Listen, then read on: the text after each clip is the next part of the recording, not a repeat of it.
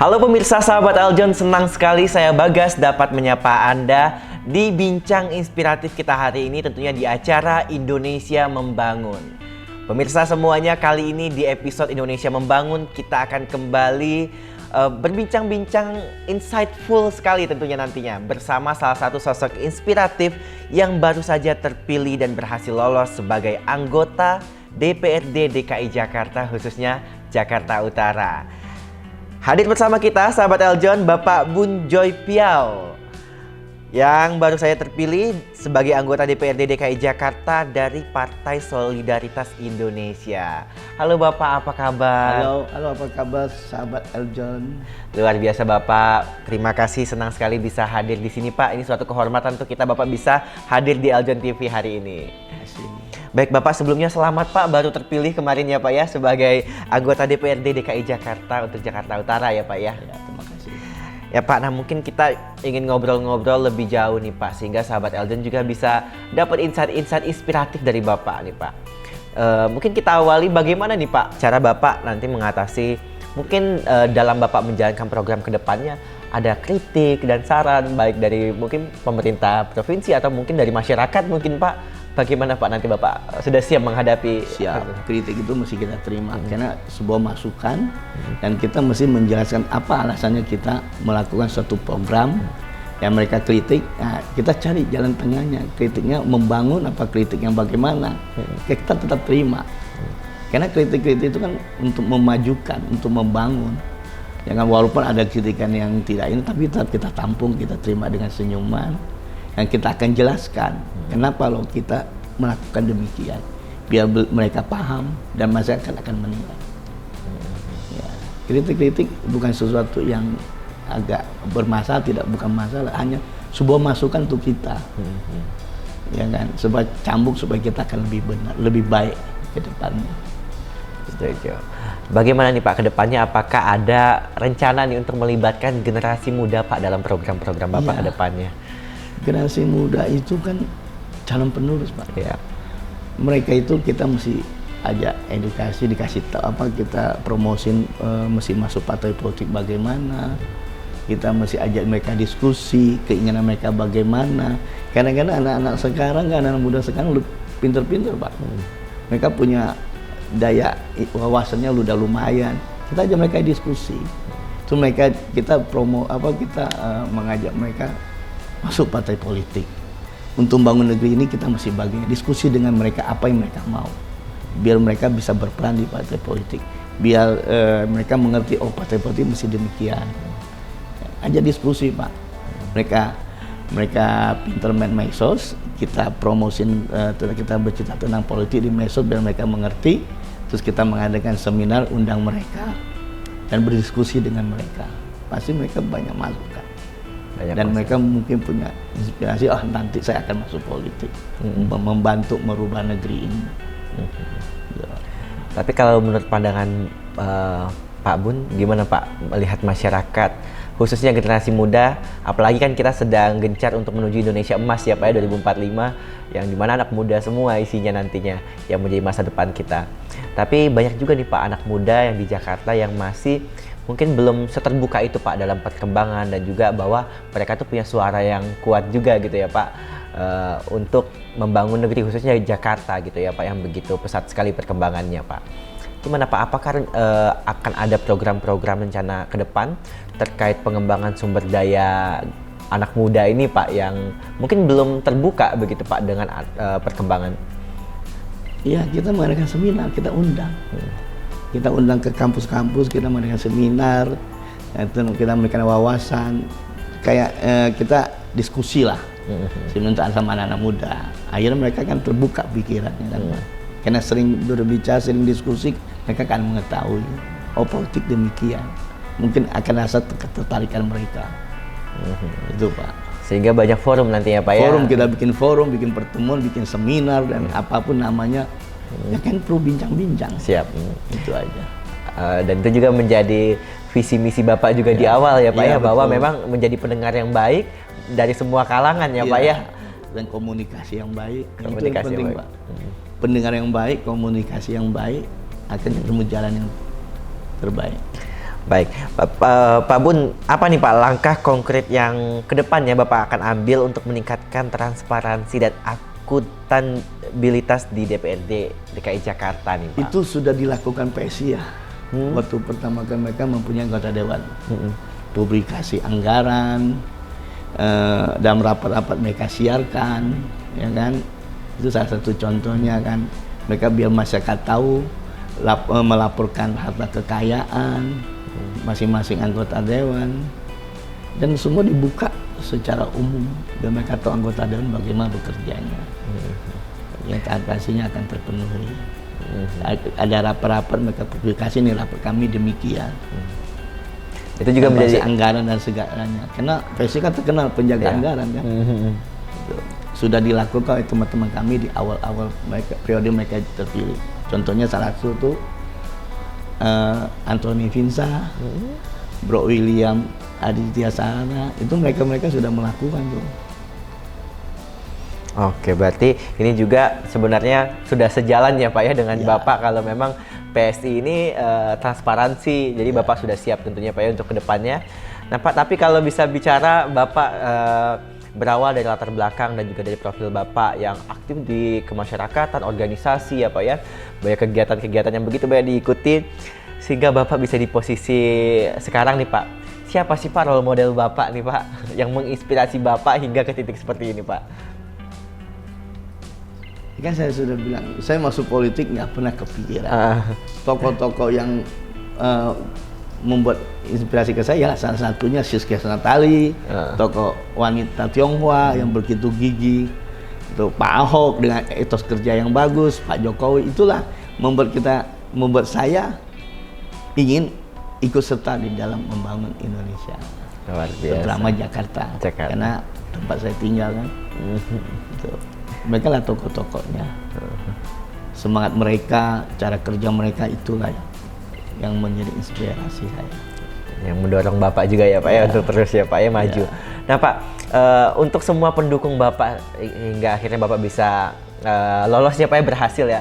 Apa nih Pak, mungkin ada yang mau disampaikan untuk para pendukung Bapak yang mungkin bahkan menyaksikan sahabat Eljon di Eljon TV kita hari ini? Untuk para pendukung yang pada memilih saya juga, saya ucapkan banyak terima kasih. Harapan mereka, inspirasi mereka akan saya perjuangkan untuk kepentingan masyarakat. Oke, nah Pak,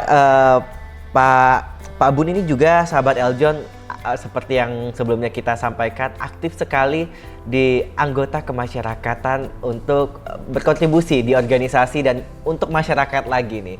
Kalau begitu kita ingin tahu juga nih Pak Bun, kenapa Bapak aktif sekali di organisasi dan juga memilih untuk berkontribusi untuk masyarakat nih Pak?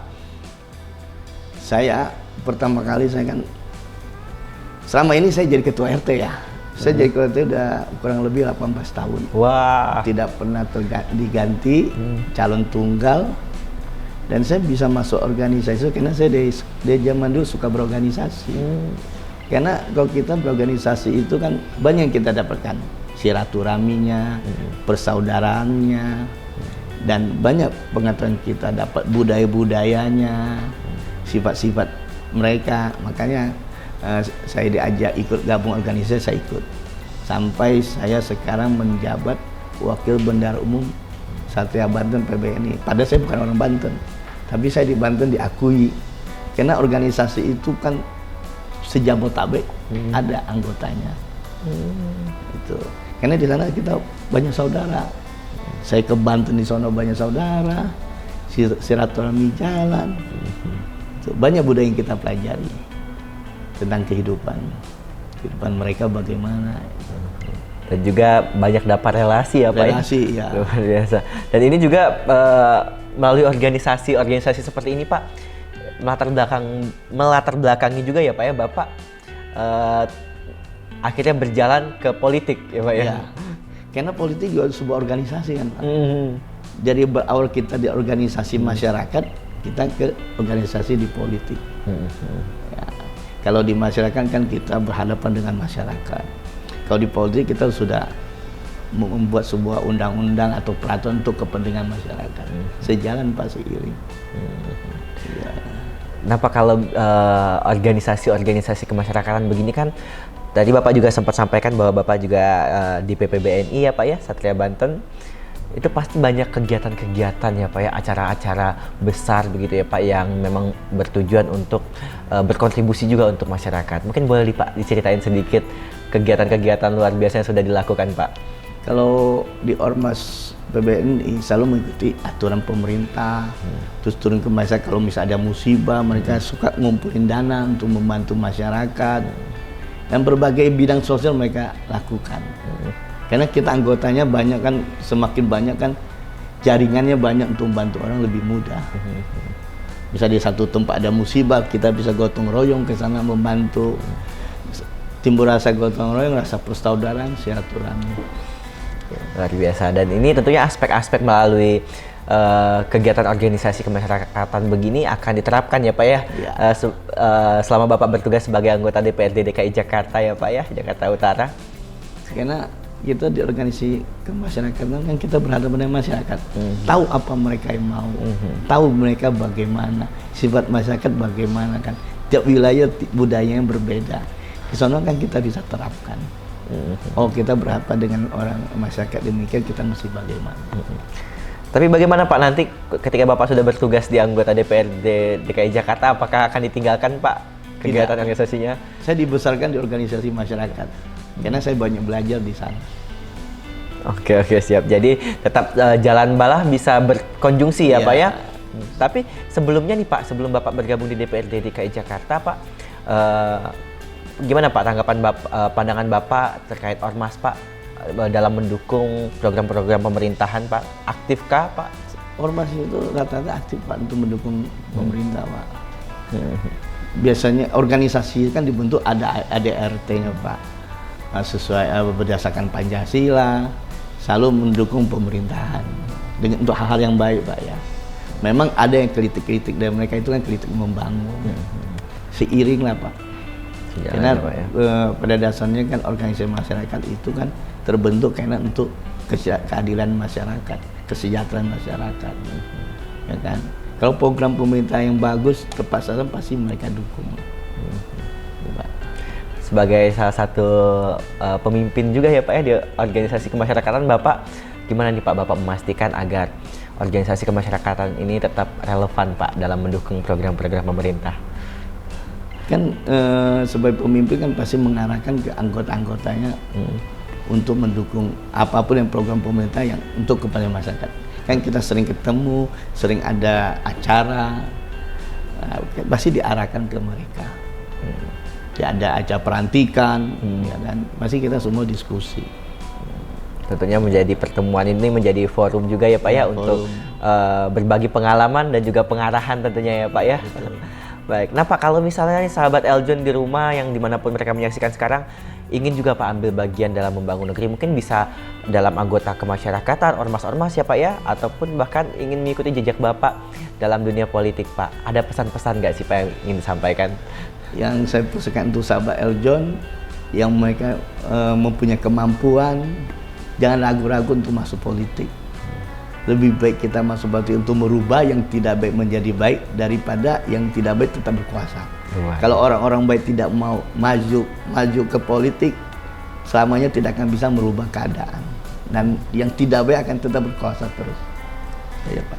Luar biasa sekali sahabat Eljon, dan tentunya juga kita harus berada di tempat yang tepat dan tahu cara mainnya ya Pak ya, untuk ambil bagian dalam perubahan. Keren sekali Pak Bun ini, sahabat Eljon, perjalanannya sangat panjang tentunya ya, dan juga dia sudah lama sekali, berpuluh-puluh tahun ya Pak ya, mulai dari menjadi pemimpin di RT ya Pak ya. Untuk ambil bagian tentunya itu menjadi cerminan untuk mendengarkan dan juga melayani masyarakat, bisa kita bilang ya Pak ya, ambil bagian untuk membangun negeri. Luar biasa sekali Pak Bun, terima kasih banyak waktunya, senang sekali ini. Semoga menjadi insight-insight baru untuk kita sahabat Eljon yang menyaksikan, sehingga kita bisa menjadi tergerak juga untuk ambil bagian sama-sama ya Pak ya, membangun Indonesia ini Pak ya, dari semua lapisan masyarakat. Dan juga sahabat Eljon, tentunya kita dukung terus Pak Bun untuk membangun Jakarta karena beliau merupakan sosok pemimpin yang sangat inspiratif tentunya. Dan juga sudah pasti kita jamin sama-sama beliau tadi berbagi ceritanya sangat inspiratif sekali untuk serius membangun Jakarta. Baik, kalau begitu Pak Bun, terima kasih banyak. Semoga kita bisa bertemu kembali nanti dan tentunya kita akan terus membagikan kisah-kisah inspiratif lainnya. Sahabat Eljon, jika Anda ingin terus mendapatkan insight-insight lainnya terkait sosok-sosok inspiratif seperti Pak Bun, terus saksikan kita di Indonesia Membangun hanya di Eljon TV. Untuk itu saya Bagas Daripada, pamit undur diri, sampai jumpa. Terima kasih.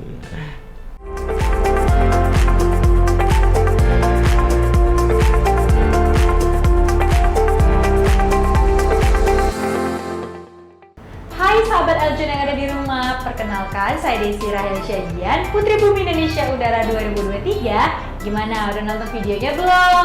Jangan lupa di like, share, dan subscribe video ini ya. Sampai ketemu!